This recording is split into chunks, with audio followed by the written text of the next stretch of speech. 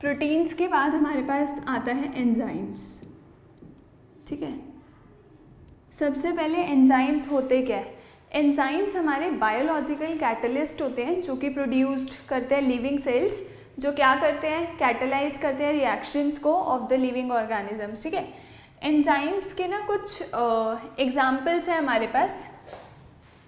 Enzymes क्या हो गए हमारे? Biological catalyst. ठीक है, जो कि कैटलाइज बायोलॉजिकल रिएक्शंस की कैटलाइजेशन करते हैं। उसके बाद हमारे पास इसके कुछ एग्जाम्पल्स हैं। फर्स्ट है inversion of cane sugar. Cane sugar होता है हमारे पास C12H22O11, राइट। ये इसको कन्वर्ट कर देता है एक तो ग्लूकोज में और दूसरा फ्रक्टोज में।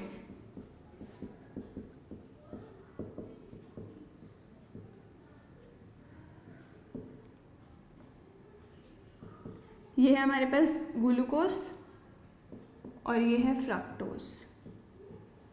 ठीक है, और इसके अंदर जो कैटलिस्ट होता है वो होता है इन्वर्टेज। इन्वर्टेज की प्रेजेंस में ये केन शुगर को ग्लूकोज और फ्रक्टोज में कन्वर्ट कर देता है।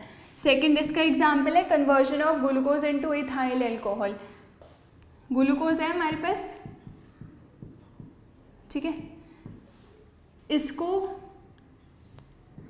जाइमेज हमारे पास एक कैटलिस्ट है, जाइमेज की प्रेजेंस में कन्वर्ट कर देता है इथाइल अल्कोहल में।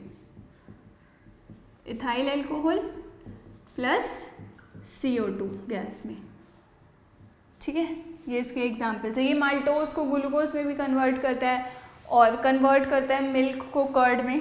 एक थर्ड इसका एग्जाम्पल है कन्वर्ट मिल्क इनटू कर्ड। ठीक है, उसके बाद एंजाइम्स के कुछ करेक्टरिस्टिक्स हैं। सबसे पहले है कि फर्स्ट कि मोस्ट हाईली एफिशिएंट होता है।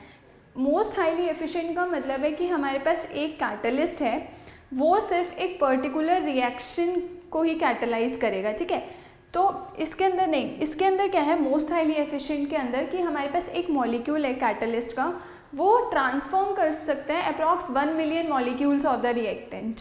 ठीक है, इसलिए ये मोस्ट हाईली एफिशिएंट है। हाईली स्पेसिफिक नेचर में क्या है कि हमारा जो एंजाइम है वो एक पर्टिकुलर रिएक्शन के लिए काम करेगा।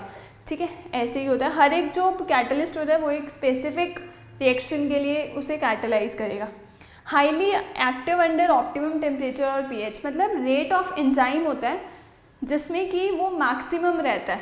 किस टेम्परेचर पे वो मैक्सिमम रहता है उसे हम बोलते हैं ऑप्टिमम टेम्परेचर, जो कि अप्रॉक्स 298 से 310 केल्विन होता है।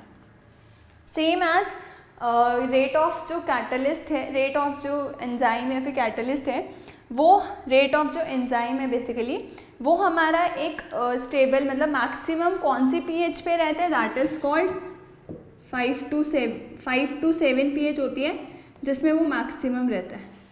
ठीक है, जैसे टेम्परेचर है मैक्सिमम ऑप्टिमम टेम्परेचर, वैसे ही ऑप्टिमम pH। उसके बाद है इन्फ्लुएंस ऑफ इनहिबिटर्स और पॉइजन्स। जैसे हमारे कैटलिस्ट होते हैं उन पे भी इन्हिबिटर और पॉइजन्स होते हैं, वो इफेक्ट करते हैं। सेम एज एंजाइम्स होते हैं कि अगर किसी भी सब्सटेंस के अंदर इनहिबिटर्स या पॉइजन्स है तो वो पूरा डिस्ट्रॉय या फिर पूरा कंप्लीटली उसे रिमूव कर सकते हैं, पूरी रिएक्शन को ही ख़त्म कर सकते हैं। ठीक है, डिस्ट्रॉय कर देते हैं पूरे ऑर्गेनिज्म को।